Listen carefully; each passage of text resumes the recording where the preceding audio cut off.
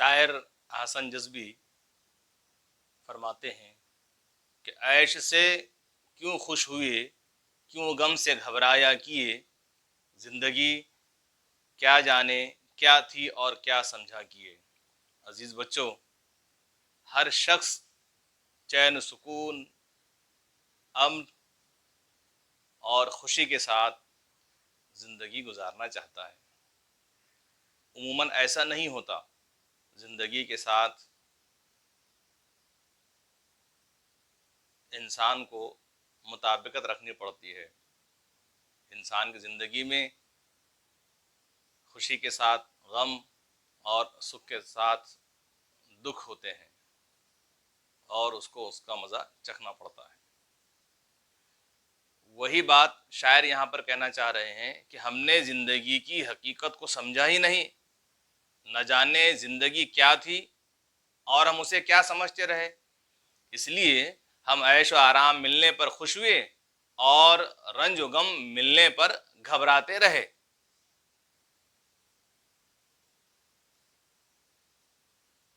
نا خدا بے خود، فضا خاموش اور ساکت موج آب۔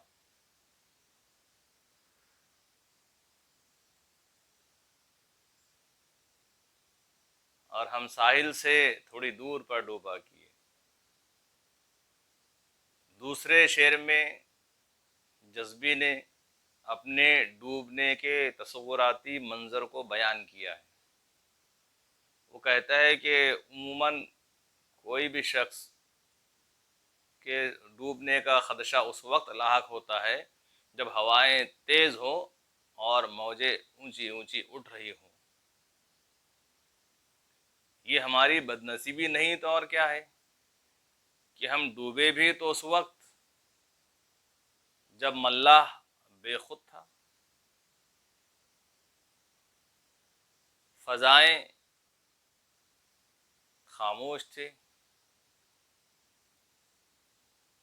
اور موجیں اپنی جگہ پر منجمد تھی۔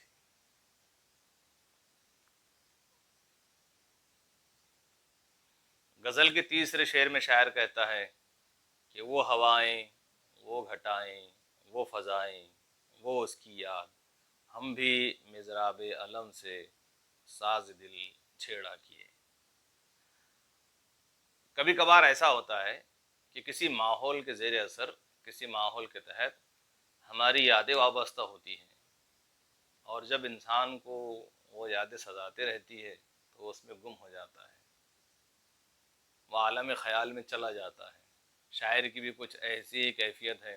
اس نے اپنے محبوب کے ساتھ جو لمحات گزارے تھے، اب اس کی جدائی کے بعد اس کے گزرے ہوئے لمحات اسے یاد آ رہے ہیں، تو وہ کہتا ہے کہ ہم نے مضراب علم سے ساز دل کو چھیڑا اور فضا میں اداس نغمہ گونجتا رہا، یعنی ہم اس کی یادوں میں ڈوب گئے۔